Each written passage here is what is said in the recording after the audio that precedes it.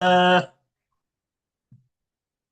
Welcome everyone, and welcome to the third week Glou leader box. We're testing this guy, this fun little label with the cow in the front. 2023 Herve Villemade Bovin Rouge is what we're tasting today.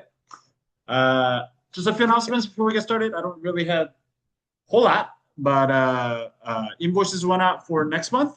And in case you're wondering what next month's theme is going to be, it is 95% there, but we're trying to firm up the availability of the Bass kind of wine in the box. But we're going to have a sherry box. So we're going to do a bunch of sherries next month, explore through different styles. I know sherries are kind of like a big mystery thing for a lot of Americans. As somebody who loves sherry and who's been trying to get American public to consume more just fortified wines in general, or particularly sherry. It's been a failing venture, let me tell you. So I'm pretty excited to put together a sherry box and expose you all to it. But yeah, it should be fun.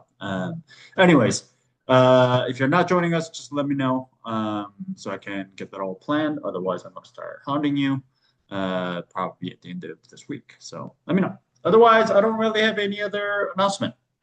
But yeah, so next month is going to be 95% sherry. There's a chance it may go to a region in Spain in case that sherry is not available, but it should be okay. But yeah, so most likely it's going to be sherry. Cool. In case you're joining us now, we're tasting this guy today. 2023 Herve Villemade Bovin Rouge is what we're tasting today. All right, supplement.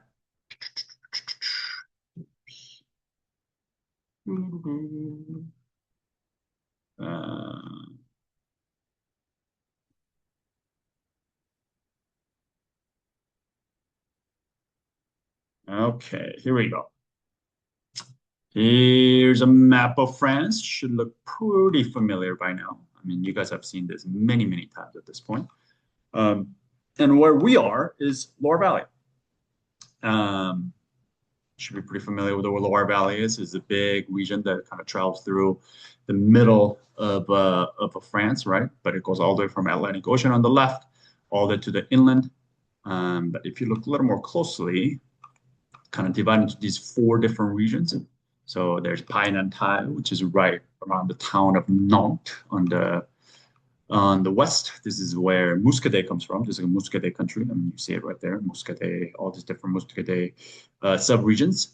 And then there's Anjou, named after the town of Angers, Anjou-Saumur.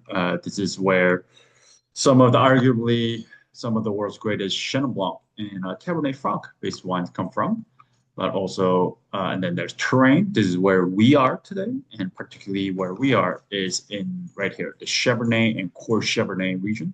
This little peach colored is what I should say, is where we are today, right along the river. And then, but if you go along to the east, there's a central department. This is where Sancerre, Quincy, Puy-Fumé, these kind of regions exist. More basically, the more west you are, more Atlantic influence, more moderate influence from being next to a huge body of water. But more inland you go, essentially more continental. The climate gets really it gets bitterly cold in the wintertime and quite hot in summertime. And as you can see, it spans across all of that and right along following the Loire River. And a lot of different soil types, a lot of different varieties. We talked a lot about this when we did the Loire supporting actors box a few months ago. So this is part of the reason why it's one of my favorite regions. If anybody ever asked me if I had to pick one region to drink the wine from for the rest of my life, I would undoubtedly pick Loire Valley, just because you find everything. You mean still to sparkling, bone dry to lusciously sweet, sparkling, still, fortified. I mean, you name it. Red, white, rosé, sparkling. You can find something for someone anywhere along the Loire. So that's part of the reason why it's so exciting. And because this being quite north in France in terms of a winemaking region and also being in a continental climate, one thing that kind of common thread that runs through all of it is acid. It's just really, really keeps the acid profile quite high. And as you all know how what an acid head I am. And if without acid, the wine is just not worth drinking. So this is a good place for me, always a fun place. But all intents and purposes for today, we're right here in Chevrolet, in Core Chevrolet. This is also where we were with that Romorantin, the Core Chevrolet Blanc that we had during the Loire supporting actors box. It's the same place is where we are this week. The I mean, all of Loire in general, like, I mean, there's some stiffness, there's some kind of a hard, very rigid rules that govern the winemaking, particularly in places like Sancerre, right? Like, it's also very, very popular. So a lot of people kind of chase a certain style that sells very well. Same thing also in Anjou and Touraine and Bourgogne or Chinon as well. A lot of kind of a style of Cabernet Franc and Chenin Blanc that a lot of people follow just because it markets very well.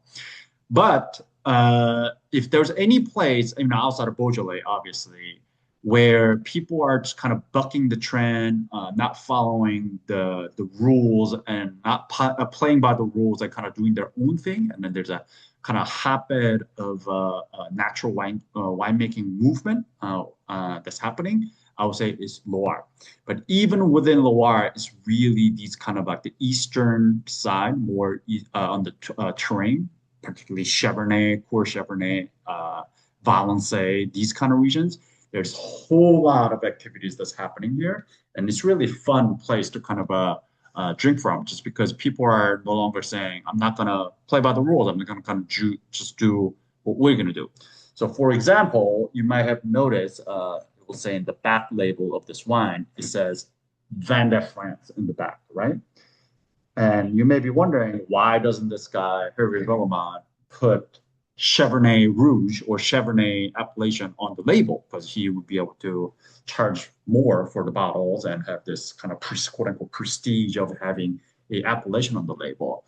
Because one, there's a lot of regulation around that. So for example, for Chevrolet Rouge, Chevrolet AOC, the appellation to be on the label for a red wine, the French government mandates that it has to be a blend of Pinot Noir and Gamay for 40% of Pinot Noir, minimum of 40% Pinot Noir and maximum of 65% Gamay, with Cabernet Franc and Côte, which is Malbec, being a minor blending grapes.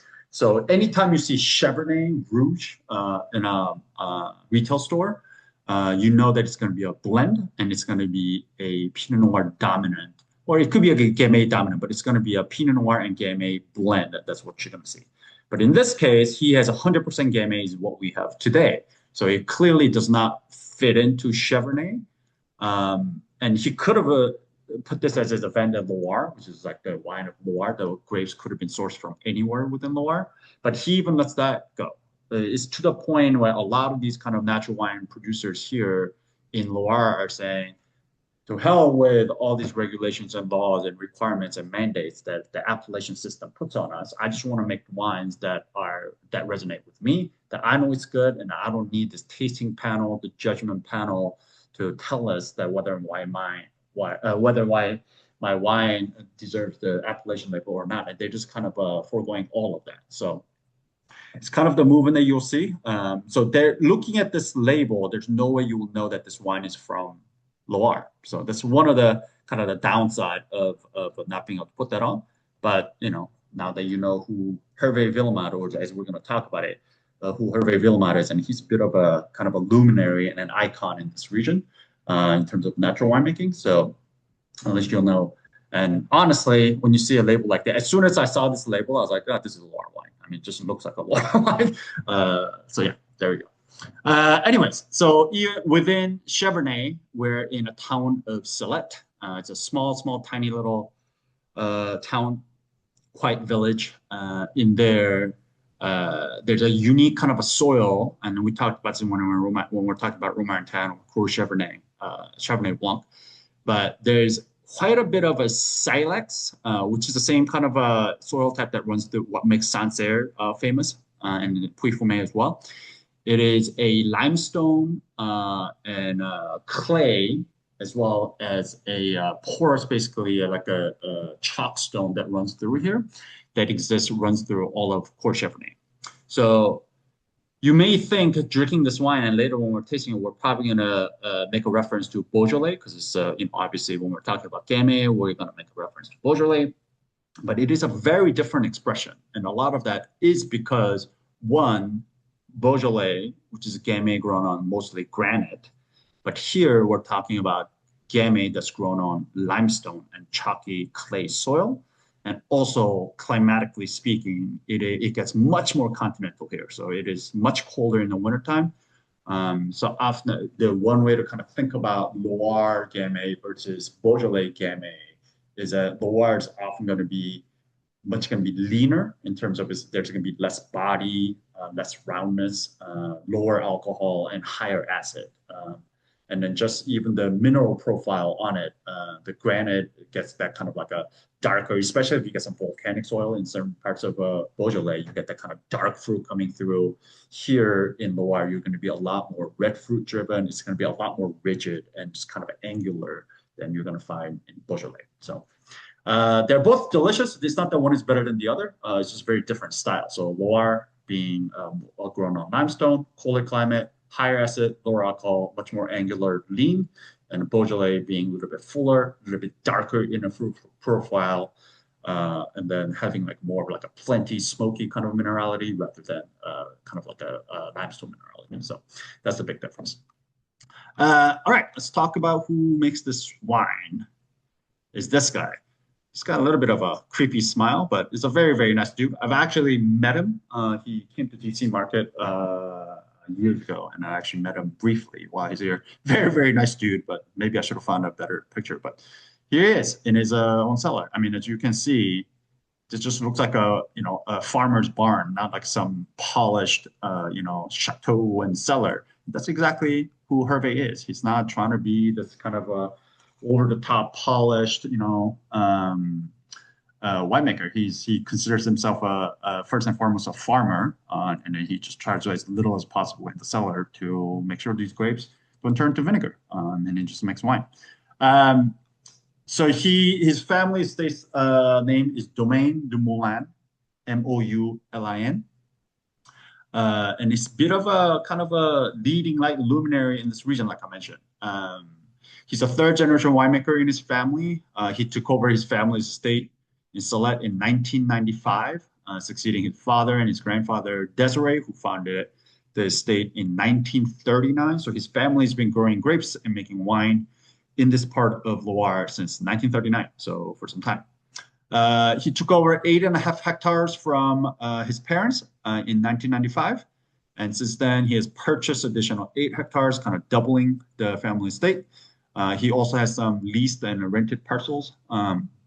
So he farms total of about 16.5 hectares is what he has. When he took over in 1995, he initially farmed conventionally, just like the way his grandparents did and then his parents did, using herbicide, fungicides, laboratory yeast. I mean, we're talking about all the conventional stuff that we kind of eschew in this wine club. But that's the way he made wine, because that's the way his parents and his grandparents made wine.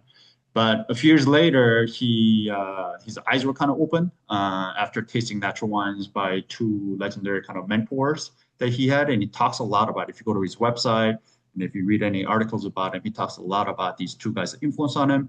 And one was none other than Marcel Lapierre in Beaujolais, who's a legendary producer from the region of Morgon, which is on the shirt. And then Thierry Pouzla of Clos Toubouf, which is one of the most well-recognized and respected winemaker, not only in Loire, but probably all of in France. So yeah, he's had basically two luminaries as his mentors, and he kind of opened his eyes and he realized that these wines that they were making just spoke so much to him and resonated with him that he wanted to make wines just like that. So he immediately began experimenting with the zero sulfur winemaking and quickly realized that to make clean wine without sulfur, he need to basically get back to farming. And first and foremost, it's all about flawless, high quality fruit. So this realization sparked a kind of a task of converting the entire estate over to organic farming, starting in 2000. And then since then, he's completely eliminated chemical use in all of his vineyards. And then now he's EcoCert certified organic, and he also practices biodynamic farming as well. He's earned a lot of respect from his peers. Even when you go there, I've been to this region a couple of times, and one of my moves is always when I go to visit a producer, I always ask them, is like, who's the other producer that you respect? Whose wines do you like? And almost always, Herve's name comes up. They all respect him, kind of being a true, unpretentious vigneron. That word term vigneron gets thrown around a lot, particularly in the natural wine world. But it's in a French concept of a winemaker who touches the grape, the soil. It's basically people who actually farm, who are farmers first and foremost, and who are winemakers after. That kind of spit of vigneron. Not many people do that anymore because either they have somebody else farm and they just make the wine, but not many people are actually do the kind of backbreaking hard work of actually farming the grapes. But Herve actually does it. Most of his majority of heavy kind of vineyard work by himself actually throughout the year. That whole 16.5 hectares, he does it pretty much by himself, and then he uses other people's help during harvest season, obviously. But yeah, so because of that, he gets a lot of respect from his peers. He and his team, and then I've been working with the Herve's wine for a long time, but he's kind of a whole thing has never felt really. That's another thing, like especially here, which is kind of a bastion of the natural wine world in Loire Valley and all of France. People can get a little holier than thou in terms of natural wine. It's like, oh, you're not doing it, naturally enough. You're not doing it minimally enough. But he doesn't really lecture people or act, holier than thou about natural wine. He just wants to make honest, delicious, hyper kind of drinkable juice. It's nothing. It's basically going back to the like farmer's wine, really authentic, raw, honest, pure wine. The way I see his wine is this is probably as close as you're gonna get to how the wines were made, say like 50 years ago, and we're still drinking it the same way. This is what it would have tasted like if it was made 50 years ago, and that's what Herve is trying to do now. So he guards nothing in his wines. He said his wine is simply fresh and meant to be drunk in one single go. And that's precisely what it says on the bottle. So right next to the left of the cow, right here, it says "Abois d'une traite." I'm sure I am butchering that French pronunciation, but that literally means to be downed in one gulp in French is what that means. So again, it's all about immediate drinkability. It's all about joy of drinking wine. So when we're doing a Glou liter box, I could not leave this one out. And also, I mean, look at that label. That label's so fun. Like, who wouldn't like if I ever saw that label on a wine store, I'd be like, whatever that is, that I bet that wine is just fun to drink. So there you go. He doesn't list the vintage. What's it? There's a vintage in the back. Yeah, I believe. Interesting. Yeah, 2023. But yeah, he doesn't even put it in the front. So this is 100% organic Gamay grown by he doesn't actually grow this himself. So this is a purchase fruit. So it's 100% organic Gamay grown by his farmer friends who share the kind of similar chemical-free farming philosophy focused around sustainability. It is a whole cluster maceration for 10 to 12 days. Oftentimes when you hear things like whole cluster for 10 to 12 days, I am tempted to think that this is semi-carbonic. It also tastes a little semi-carbonic, but it doesn't say semi-carbonic or carbonic maceration, but I'm pretty sure it is. But anyways, it's a whole cluster maceration for 10 to 12 days, fermentation and aging in concrete tanks. Very, very similar thing that happens in Beaujolais. This is where Marcel Lapierre's influence comes in. Unfiltered, unfined. He puts on 2 grams per hectoliter of sulfites at bottling. That's 0.02 grams per liter of sulfites at bottling, which means this is essentially 0, 0. There's nothing really added here. I don't even know if that 2 grams per hectoliter of a sulfites really does anything, but I found on the texture that he does. So um, this is essentially table wine that has been elevated, kind of refined through the kind of masterful hands of a skillful winemaker. Exactly the kind of stuff that I like drinking. This is the stuff that I look for when I like go to like a French countryside, like bistros. Like this is what I would want to drink. And also the name Bovin is a kind of a brilliant play on word. So the it's a play on beau, like Beau, vin. In French, that means beautiful wine. And the French word for cattle and bovine, obviously, hence the cattle on there, going back to the kind of the idea of farming and all of that. But if you look closely, if this whole thing, his ideas and all of his labels and all of that, and other wines as well, you can tell he doesn't take the wines themselves. He takes his farming very seriously, but he doesn't take himself very seriously. There's a lot of very fun kind of a thing that happens in a lot of his wine labels. These 1 liter bottles are actually upcycled, old school kind of glass bottles. So not everybody's bottles is exactly the same. They're all liter bottles, but they're not exactly the same. He's not buying some manufactured liter bottles from somewhere. And then it's a ode to a old school practice where these negotiants in the area, they used to have these really kind of bright colored the drawings and whatnot to kind of identify themselves separate or to set themselves apart from other bigger bottles and negotiants. And then the idea was that people could have these liter bottles in the area back in the days where they could go back to the winemaker and have it refilled and bring it back home until they drink it, and they go back and they refill it. And then that was the whole idea. So this is kind of an ode back to those days, in this 60s and 70s when people were drinking liters of wine straight from the source and it's kind of refilling it. And that's kind of what this is supposed to be. So, um, all right, I think that's pretty much what I got. I mean, we'll talk more about this when we get to tasting it. It's a well-made wine, but really, at the end of the day, it's not really for, meant to be a silent, contemplating, writing dense tasting notes kind of wine. This is really, to me, when I think of wine that you wanna drink with the friends and family while you're laughing and just kind of telling stories and just fucking around, like this is it. Like this is the kind of stuff that made me fall in love with a kind of like the French wine culture to begin with. And it reminds me a lot of that kind of like early days wines that I found in French bistros that I love so much. So here we are. Any questions about any of that before we get into tasting it?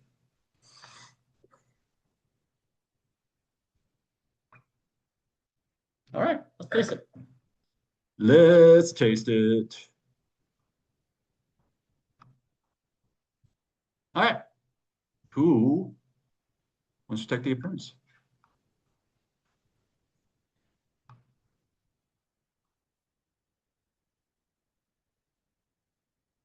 I can do it. Excellent. My lighting is terrible, and my computer's unstable, but okay. All right.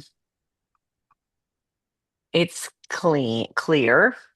This wine is clear. You can tell it's not like fine. It's not like translucent, but for all Yeah, intents and purposes, I would still call this clear. Yes. yeah. Um, it is, hmm, I guess ruby, but again, my lighting's not good, but I get some purple too. Yeah. Yeah. I mean, I Like, would say this well, is yeah, or maybe close. I mean, it's like around the edges. It seems a little purple, but mm, yeah. I mean, to me, this is pretty much like textbook ruby. Um, yeah. I don't get a whole lot of blue hue on this thing. What do you think about intensity of this thing? I have a blue couch, so maybe it's the blue couch. Um, it's pretty. I mean, I can't see through it. Yeah. It's pretty deep color. Would you call this deep? Mm, I mean, I can't see anything through it, Oh, wow. Okay. Because I mean, I'm but seeing I pretty. usually am not able to see much through it. So, Yeah. I mean, to me. There are wines, I mean, even in the Bosch box, we've had wines that where it was like much darker and whatnot. I wouldn't go as far as calling this deep. I would call this probably like even maximum medium, maybe like medium minus. But yeah, it's like the color is not huge. I mean, it's only 10 to 12-day maceration, full cluster, especially if there's a Mhm. carbonic on there, a lot of juice would have fallen out. So yeah, it makes sense. All right. Any other observation? Any sediments, gas, anything? Nope. Cool. You get to pick the next person for the news. Does anybody want to volunteer?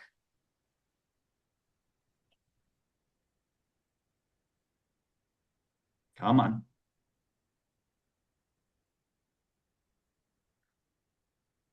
All right. Let's see. I'm just looking to see who's on. How about Phil? Phil, do you want to do the nose? Sure, why not?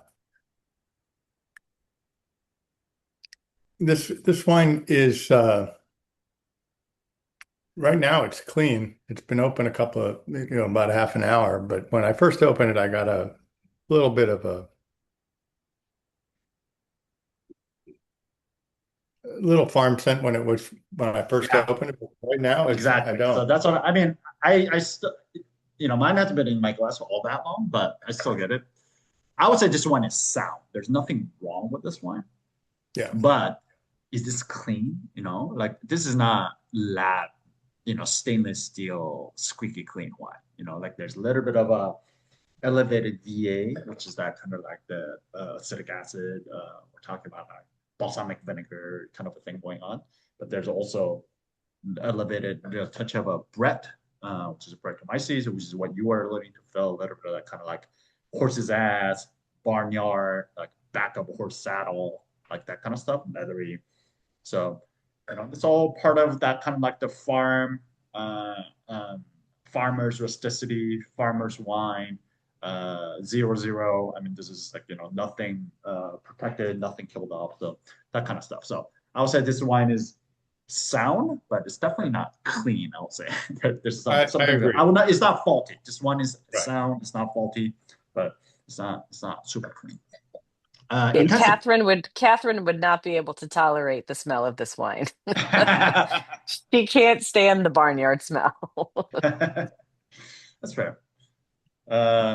Intensity. Intensity, I'd say medium because it's off about an inch. And Yeah, yeah. I agree. I think it's like just off the rim. Call this about medium myself. Yeah. Medium intense aromas. Ooh, what do you get?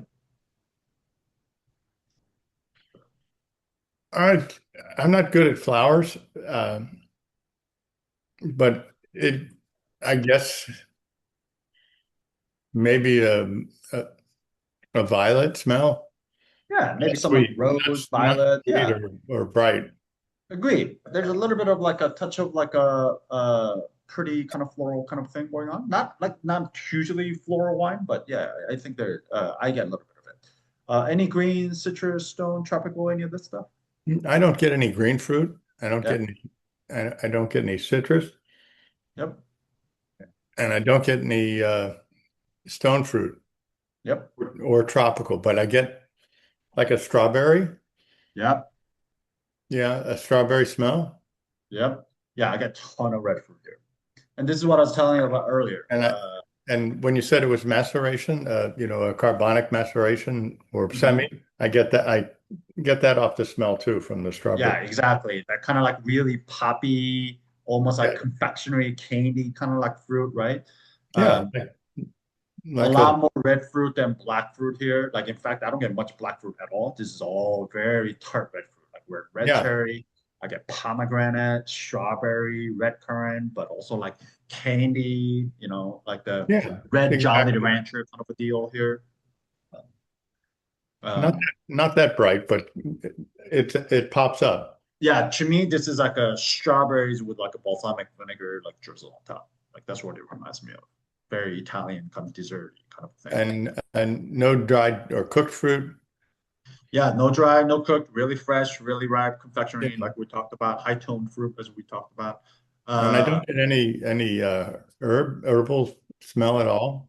Me neither. Nothing green, nothing really savory here. Any spice, any rockiness? No, yeah, a little bit of a whetstone. Yeah, I think there's a little bit of a stony kind of a minerality running through it. Nothing huge, but for sure, no spice. Yeah, it's there. Yeah. Any secondary, any tertiary? No, none of that. It's too fruit driven, too. Yeah. This is all primary. I mean, obviously here there's some things that we've talked about, like the farmyard meat. There's something savory, like meaty about this thing, but it's all bread. It's not necessarily from coming from the bottle age. It smells and tastes like the influence of the Brettanomyces, which is a particular strain of yeast that exists in ambient air that gives that kind of barnyardy, farmyardy, horse's ass kind of leathery kind of stuff.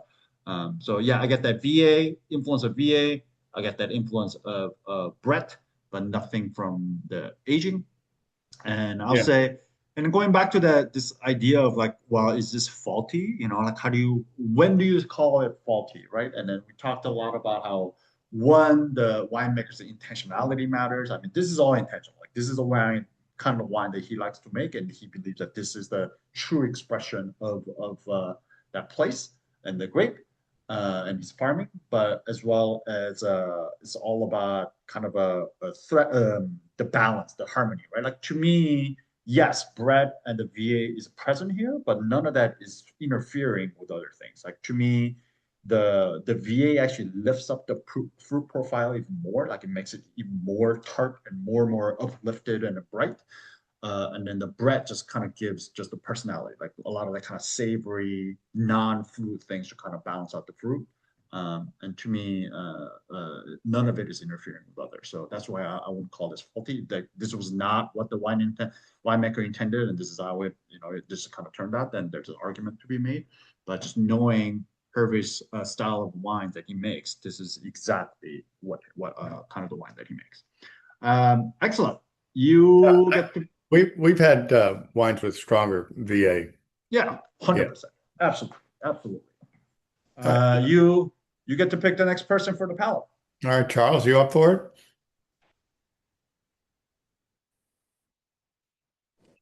Sure. I just opened this bottle a couple minutes ago because I just got home a couple minutes ago. So we'll see how it's drinking at 71 degrees and just opened.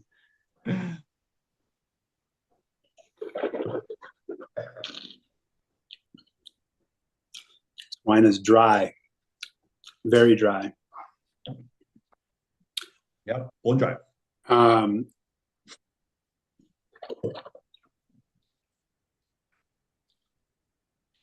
go medium plus acidity. Yep. It's Good acidity here. Tannin?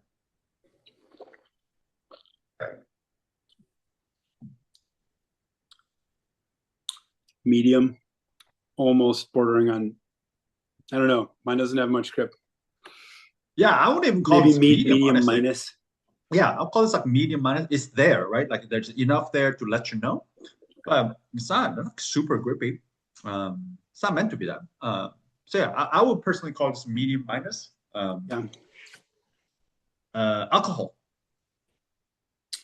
I'll go medium, but I might go. What do you think of percentages? I don't know. If you were to guess.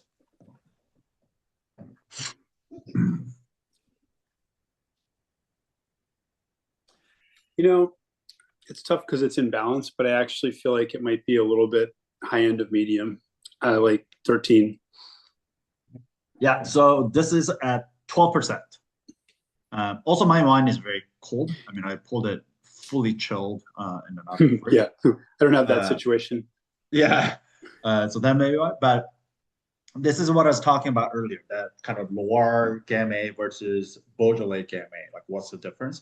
Right? Like, even through Bochbox, ours is like usually 12.5 was like the lowest, 12.5, 13, 13.5, right? And then here we're talking about 12%. Loire, just colder. It is just leaner.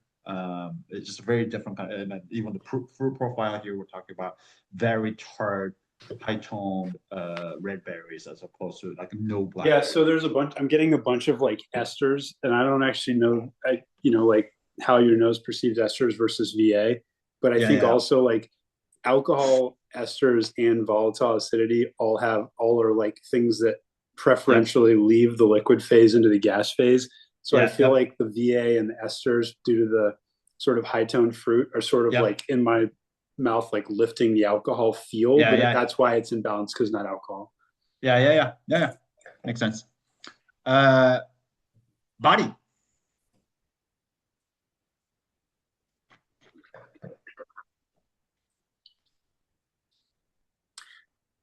Go medium. Yeah, close medium as well. 2%. No mousse, obviously. Flavor No intensity. Mousse.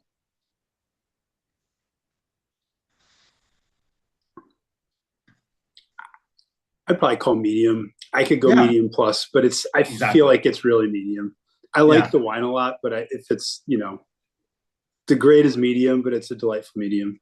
Yeah, no, I'm totally with you. I think it's kind of right with the nose. It's like right on the medium, moving on to the medium plus. Maybe this was warmed up more. Maybe I'll move to medium plus. But right now in my glass, I'm gonna call it a medium myself. Medium intense. And do you kind of confirm everything? I agree with the calls, although I confess I'm not 100% sure. So if we could run through them, I heard lilac, rose type of floral. Yeah, touch of violet, rose, that kind of stuff up there. Sorry, violets and rose. Yeah, I confirmed that call. I don't know. I didn't actually hear the fruit. I heard none of the anything until red fruit, and then I didn't hear what the red fruit was because I was liberating a spider that I found in my house. And sorry, it's a very unusual evening, but I get red fruit and just a touch of maybe dark red fruit, but still mostly red fruit. Yeah, to me, like there's not even like black fruit on here. This is all red. We're talking about strawberry. Phil called that strawberries. I call that like pomegranate. Pomegranate's a great call. Since no one knows what a bramble tastes like, I'd say you could probably just throw bramble in there. Some wild, like black raspberry type of fruit, but it's mostly red fruit. But like it's not like light strawberry. It's the kind of meaty end of red fruit. Right. And then the high tone kind of confectionery kind of that thing going on. I mean, I guess this was not written in the tech sheet, but it's just saying whole cluster, cement tank, 10 to 12 days. I mean, that's very like similar to Beaujolais winemaking. So I'm assuming they're probably semi-carbonic going on here, especially knowing that this guy was a apprentice of Marcel Lapierre. So with a lot of that influence happening here. But with the kind of the VA that's running through here, I said like this reminds me a lot of like strawberry with like balsamic vinegar, like glaze, like drizzle on top, that kind of a vibe. Just say. We said no herbaceous, no herbal, nothing savory, but the only savory note is the kind of like the bread note, not a like the herbaceous note. No spice, and then some kind of white. Phil called that wet stone, and some sort of kind of a stony kind of a thing. I do think there might be something a little tiny bit herbal on the palate, though. Yeah. Like it's not eucalyptus, but maybe I don't know. Like there's like a kind of stemmy, and maybe it's just a stemmy green thing, but it's kind of like almost like dilly type of like there's something there that's a little bit vegetal. I was gonna say there's a little bit like the fennel licorice kind of a deal. Now that you're mentioning it. Yeah, something with a square stem. Yeah. But yeah, really no secondary, no tertiary. Really, we're talking about very primary, fruity with a little bit of that bread and other. Although the character of the fruit is not like completely, like perfectly fresh. Like it's like very ripe. Yeah. Fruit, almost on the line of like overripe fruit. So this is interesting. I mean, what this wine reminds me so much of is on our way up from Colombia, we actually had some strawberries left over. So we just packed it into a Tupperware and we brought it up in the car, and it started kind of fermenting a little bit in the car. So Yeah. when you get that little bit of fermented strawberries, you get that little acetic acid that pop. This is exactly what that is. It's like there's like the VA from strawberries that are coming up, the acetic acid that's coming up. That reminds me a lot of this. All right, finish. How long is that length?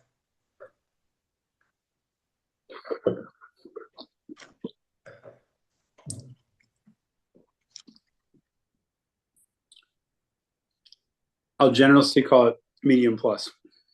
Yeah, It's again, the low end of medium plus, or the like. It's probably medium. It's probably honestly medium, but it's like it's close. It's close. Yeah. I'll push it.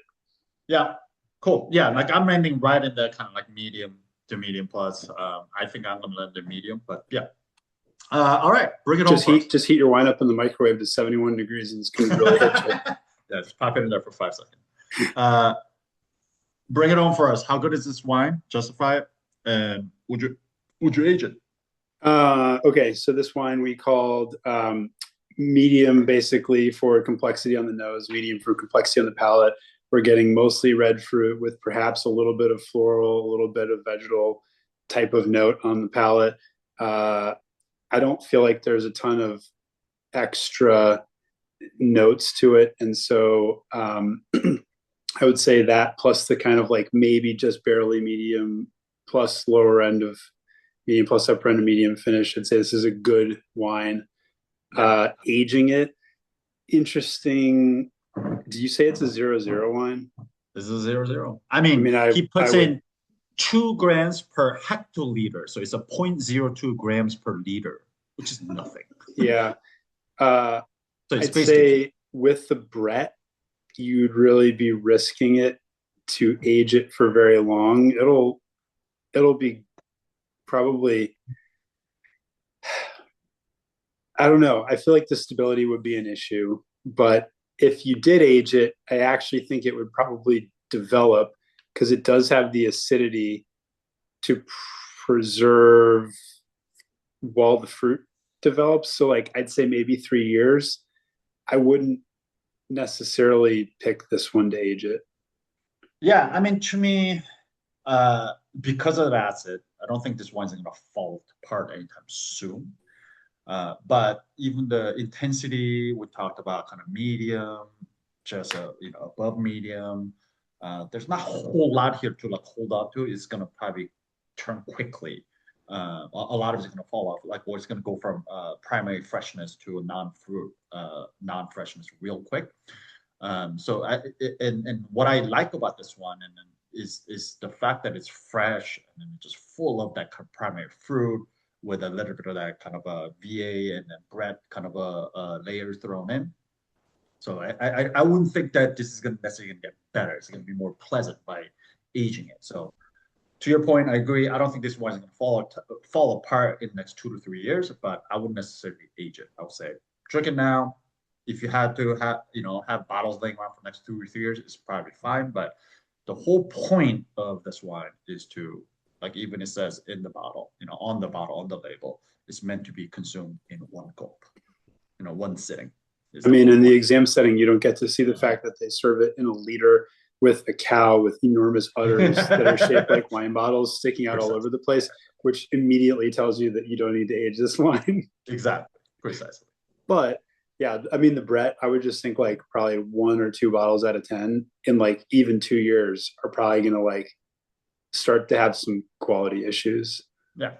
I mean, it could fall apart. I mean, that Brett could really spike, but it's not, bread doesn't always spike. Sometimes, it'll be fine. Like a lot of Italian wines have bread, but they don't spike out of control by aging. But yeah, if this was like lower in acid, didn't have much tannin at all. I mean, it doesn't have much tannin at all, and it had a bunch of bread, then I would agree with you. That I say like it's probably going to fall apart quite quickly. Bread's going to probably get out of control.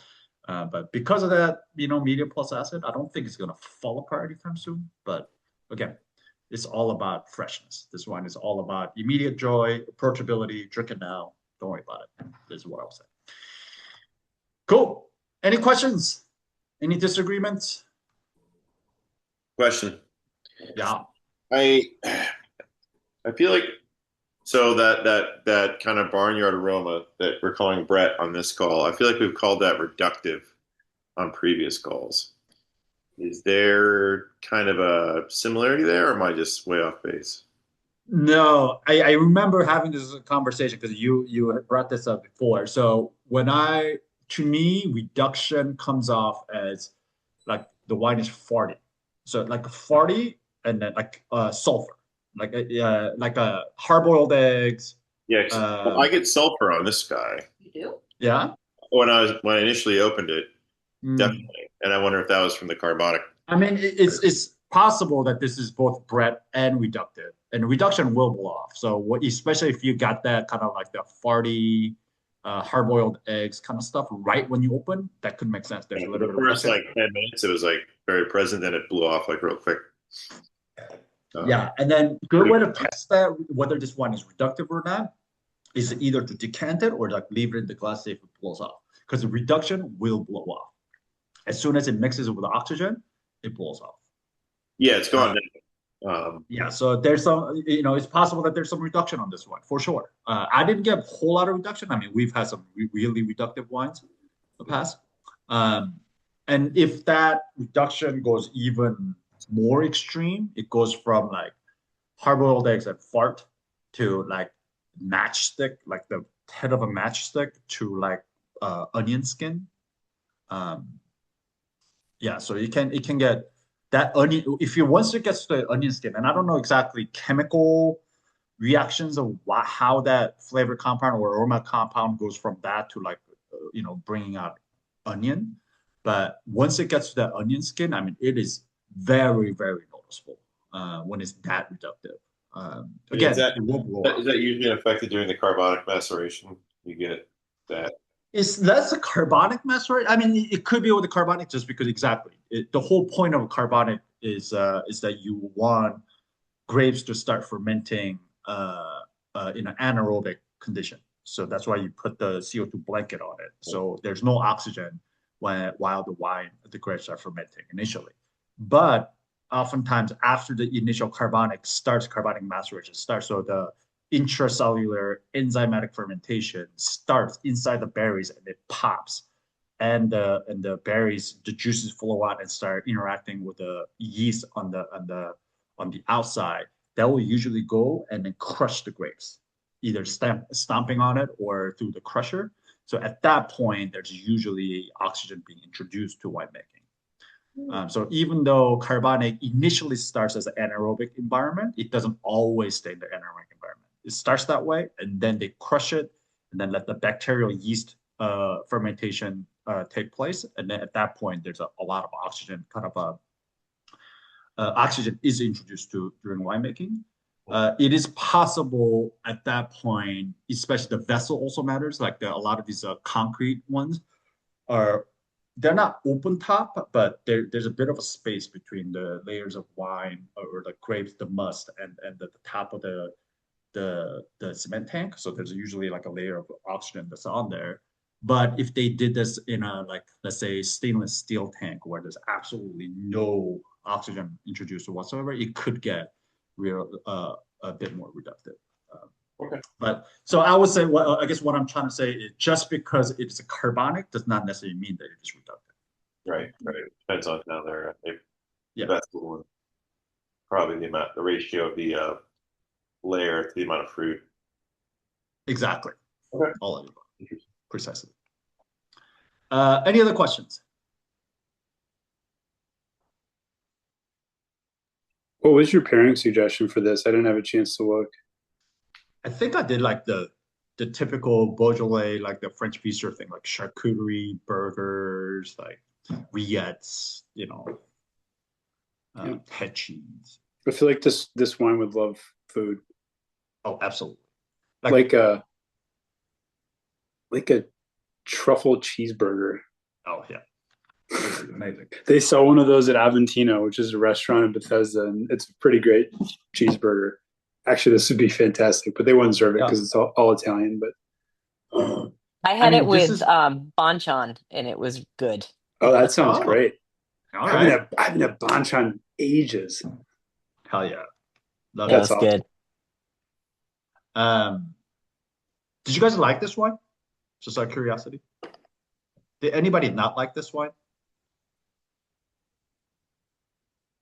Oh, interesting. All right.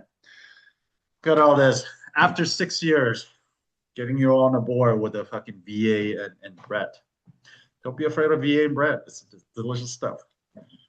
Really, what happened to him is that after 6 years, all the people who would have said that they don't like it just quit, and you're just left with the people who are like, yeah, whatever, we like it. Yeah, exactly. Like, it was liquid in the glass. It was great. Yeah. It's only the people with the similar palates left here, though. Yeah. We didn't particularly love it. I mean, Okay. it's not Tell our. me more. Oh, it's the Brett. I mean, that's Got it's it. not our particular Yep. taste. But we know that. Tyler and Margaret liked it, and I was like, I knew it. I knew you'd like it because Margaret loves the barnyard. I'm Yeah. calling her out, but yeah.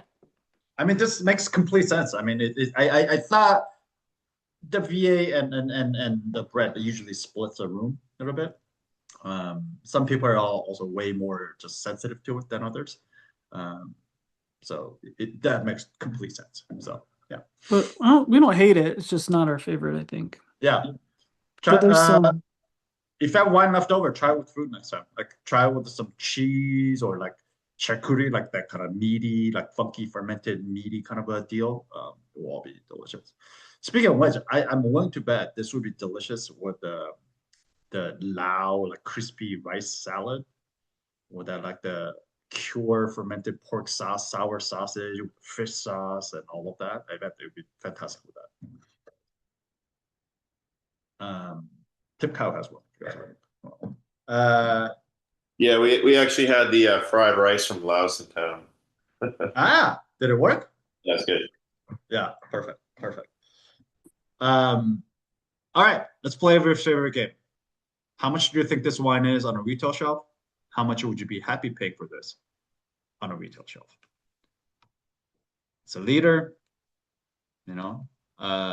very well-known Loire producer, but he's just never making like super. I mean, he does make some high-end stuff, but his wine is all about just kind of approachability, drinking now kind of stuff. What do you think this would be? 33, 27, 28, 31, 30, 25, 37. All right, Alex. 26, 30. Oh, you guys are getting pretty good at this. This on a retail shelf would be $30. So that's $22.50 for $7.50. I'm pretty stoked. I'll be pretty stoked getting this for. I think that's an excellent value for what you're getting. Yeah, I mean, like if I'm going to some party, this I'll be. This is the kind of bottle I want to pick up and bring to a party. So cool. Any other questions? I want to drink this at the end. Like when we go to the beach as a family, we stay at the beach and we have dinner at the beach. So it starts to cool down a little bit and everybody changes into like sweatshirts and and shorts and we, grill out a barbecue. I want to drink this then at like Perfect. 5, 6 o'clock, the sun's starting to go down. It's cool. Yeah. That's definitely the perfect thing. Yeah, exactly. Just have it in a chiller, in the cooler with all the other beers and white wines, and then just have it chilled with a grill session at the beach. That's exactly what this is for. That's perfect. Kirsten, you should just rip off their. I shouldn't say this as an IP lawyer, but you should just rip off their logo and make a tattoo, like a temporary tattoo out of it, and just tattoo all the kids with like wine bottle udder cow, and be like, tonight's the Bovin night. They would very much enjoy that, actually. It's like a very made for kids bottle of wine. It's a PG-13 bottle. It's a fun label. Like I like that label. It is. It's pretty cool. But anyways, there we are. Herve Villemade, everyone. He's a fucking man. These wines are always so delicious and just full of joy. And it's all about that pure joy of drinking. It's awesome. Dig it. Any other questions? Comments? Cool. Does he do other wines too? I mean, other than yeah. He makes Roma Rantan as well. I actually was trying to get his orangutan, but it just did not have enough in stock, enough available. But yeah, he makes orangutan. He makes the Chardonnay Rouge, so which is a Pinot Noir and Gamay blend. He also makes the whites with the Chenin, and yeah, he makes all different kinds of whites for sure. I'll see what's available. I'll put it on Case Cup. But yeah, his wines are awesome. It's like, and always priced well. It's all affordable. It's great. Did you say this was concrete tank? Great times. I feel like, am I wrong in thinking there's not that many French producers who are doing concrete tank compared to other countries? Depending on where you are. I mean, Beaujolais is pretty much all concrete tanks. Yeah. Like people like in Spain, people are like, oh, we're doing this random. I feel like in the concrete tanks, the way like the ones that they have, which is like the rectangular tanks that are built in, that's plentiful in Loire and Beaujolais, even parts of some Rhone. But a lot of what Spanish, like when you see concrete almost anywhere else, is the concrete egg. Eggs, yeah. Yeah. Not the square ones. Is there a difference in terms of how the wine turns out in terms of eggs versus squares? They say, I haven't personally tasted that much difference, but they say the egg, the reason why it's shaped like an egg is that because of its shape, the while the wine ferments, it kind of like rotates and circulates itself. So there's a lot more kind of a stirring that happens during fermentation as opposed to the squared rectangular ones. So it like batinages itself? Exactly. That's what they claim, but do I really think that it's noticeably different? No. I mean, I've tried it, but side by side, but I'm not convinced that it is so noticeable. Let's put it that way. But so that's what they claim. Is that there's a lot more. It's in fact that they have to do. They don't have to do. They can do much less because it kind of stirs it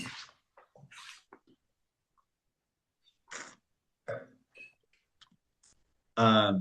Any other questions? Cool. Stop the recording.